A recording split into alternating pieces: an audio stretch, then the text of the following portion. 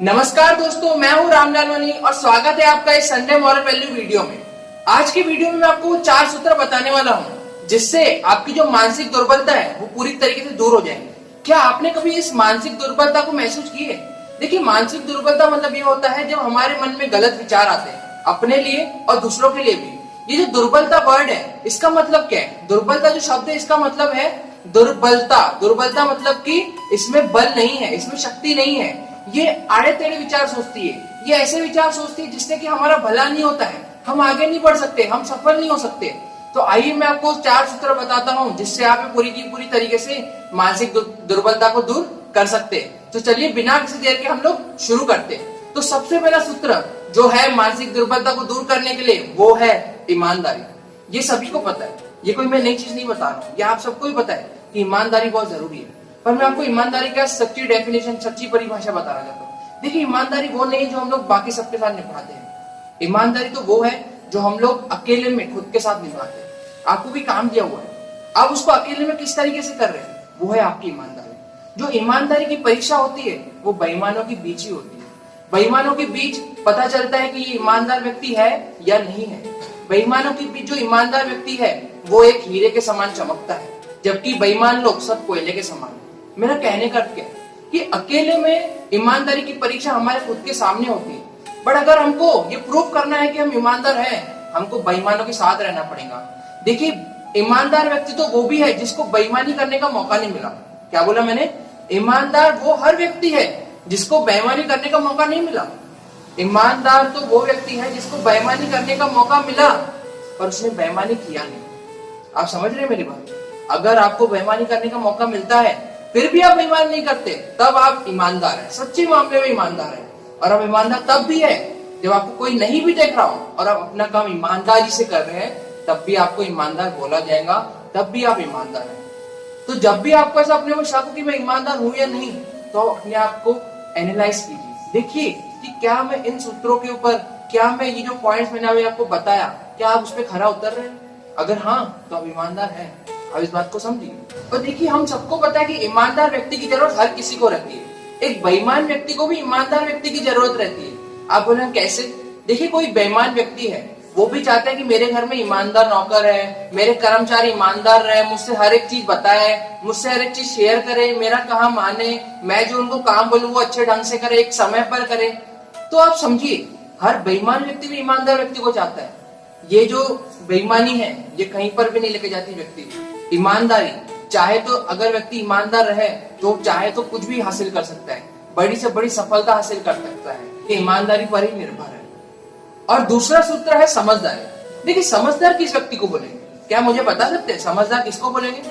चलिए मैं बताता हूँ। देखिए, समझदार वो व्यक्ति है जिसको सही और गलत की समझ रहती है। आप बोलोगे ये तो आप बहुत ही पुरानी बात बता रहे हैं, पर मैं आपको समझा रहा हूँ। देखिए, हर व्यक्ति क्या समझता है कि मैं सही हूँ। हर व्यक्ति को ऐसा लगता है कि वो सही है। गलत व्यक्ति को भी यही लगता है कि वो सही है। फिर हम लोग किस तरीके से पता करें कि क्या सही है क्या गलत है? फिर तो कोई भी समझदार हुआ ही नहीं, सभी ना समझ हुए। पर ऐसा नहीं है। देखिए, समझदार व्यक्ति वो है जो अपनी ताकत के हिसाब से, अपने विवेक का इस्तेमाल करके पता करता है क्या सही है क्या गलत है। वो गलत को भी सुनता है, वो सही को भी सुनता है, गलत को भी देखता है, सही को भी देखता है। वो सभी पहलुओं को देखता है, सही गलत दोनों पहलुओं को देखता है। बाद में वो तय करता है कि क्या गलत है और क्या सही है। और सिर्फ तय करने से कुछ नहीं होता है। समझदार व्यक्ति वो भी है जो सही रास्ता सुनता है। गलत पता है उसको, पर वो गलत रास्ते पर चल नहीं रहा है। पर अगर कोई व्यक्ति गलत पता है, सही पता, पर फिर भी वो गलत रास्ते पर चल रहा है, तो वो समझदार नहीं है। रावण, जिसको पता था कि गलत रास्ता है, मैंने जो काम किया वो गलत है, सीता का हरण करके गलत काम किया मैंने, पर फिर भी वो गलत रास्ते पर चला, वो समझदार नहीं था। हमको समझदार बनना है, हमारे अंदर समझदारी ये गुण आना चाहिए। और ये कब आएगा? जब हम दोनों गलत और सही दोनों पक्षों को अच्छे समझेंगे, अपने विवेक का इस्तेमाल करेंगे और फिर हम लोग सही रास्ते पर चलेंगे। देखिए, समझदार व्यक्ति जो रहता है वो संयमी रहता है। संयम में मतलब क्या होता है? वो अपनी चीजों पर कंट्रोल कर सकता है, चाहे वो इंद्रियों पर कंट्रोल हो। इंद्रिया मतलब कि हमारे सेंस ऑर्गन्स, है ना। हमारी आंखें बोलती है चल टीवी देखते रहे, हमारी आंखें बोलती है चलो मोबाइल ही खेलते रहे, है ना। या फिर समय संयम। समय संयम मतलब कि समय को कंट्रोल करना, टाइम मैनेजमेंट। तो समझदार व्यक्ति ये दोनों चीजें कर सकता है। अर्थ संयम मतलब कि पैसों का संयम, वो ज्यादा पैसे नाश नहीं करता है फालतू चीजों पर, वो उन्हीं चीजों को लेता है या उन्हीं चीजों को खरीदता है या उन्हीं चीजों पर पैसे खर्च करता है जिसको उसकी जरूरत है। तो इस तरीके से आप समझ सकते हैं कि जो समझदार व्यक्ति है वो संयम में भी होता है, वो अर्थ संयम, समय संयम और साथ ही साथ वो इंद्रिय संयम भी होता है। तो हमको समझदार बनना है, हमारे अंदर समझदारी गुण ये होना चाहिए अगर हम लोग अपनी मानसिक दुर्बलता को दूर करना चाहते हैं। तो तीसरा सूत्र है जिम्मेदारी। देखिए जिम्मेदारी क्या है, हम सबने जिम्मेदारी ये शब्द बहुत बार सुने हैं, हमारे लिए कोई नया शब्द नहीं है। देखिए जिम्मेदारी जो शब्द है इसका मतलब होता है कर्तव्य। कर्तव्य मतलब की रिस्पॉन्सिबिलिटी, मतलब की ड्यूटी। हम सबकी अपनी अपनी कुछ ना कुछ कर्तव्य होते हैं, कुछ ना कुछ ड्यूटी होती है, हमारे परिवार को लेकर, हमारे समाज को लेकर, हमारे देश को लेकर, विश्व को लेकर और साथ ही साथ खुद को लेकर भी। हमको ये सभी कर्तव्य, सभी जिम्मेदारियां निभानी है, सभी के सभी हमको अपनी ड्यूटीज पूरी करनी है।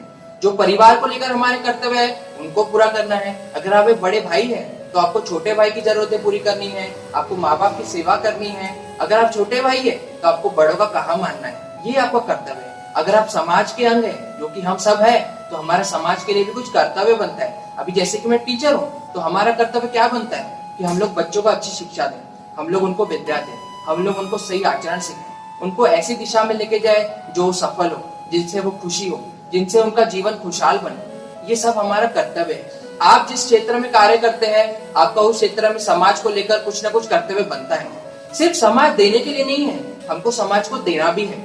आप ये बात समझिए, हम सब समाज से लेते रहते हैं, बट समाज को देगा कौन?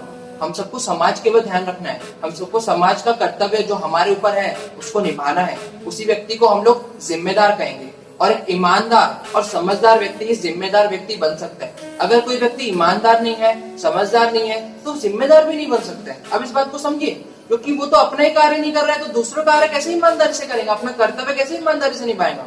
अगर उसको सही गलत की समझ ही नहीं है तो उसको जिम्मेदारियों का भी पता नहीं चलेगा, तो जिम्मेदार भी नहीं बन सकता है। तो हमको जिम्मेदार बनना है। और देखिए जो व्यक्ति जिम्मेदार होता है ना, वही व्यक्ति महान बनता है। अगर आप एक महान व्यक्ति बनना चाहते हो, अगर आप चाहते हो कि लाइफ में सक्सेसफुल हो, तो आपको जिम्मेदारी लेनी पड़ेगी, ठीक है। और जिम्मेदारी उन्हीं के कंधों पर आती है जो जिम्मेदारी लेने के लिए तैयार होते हैं। आपने स्पाइडरमैन मूवी का वो डायलॉग भी सुने होंगे, वो डायलॉग आपको पता होगा कि जो रिस्पॉन्सिबिलिटी है वो उन्हीं के सर आती है जो वो लेने के काबिल होते हैं, जो लेने के लिए तैयार होते हैं। और जो रिस्पॉन्सिबिलिटी रहता है वही महान बनता है।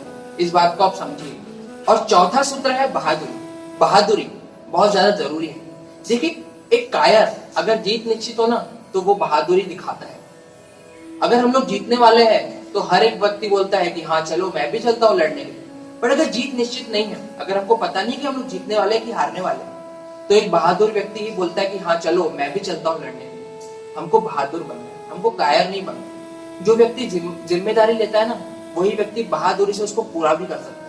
देखिए जो बहादुर व्यक्ति रहता है ना, वो कितनी मुश्किल क्यों ना है, वो पीछे नहीं हटता। वो अपने लक्ष्य पर, वो अपने रास्ते पर अड़िग रहता है। वो अपने धर्म के राह पर, सच्चे राह पर अड़िग रहता है।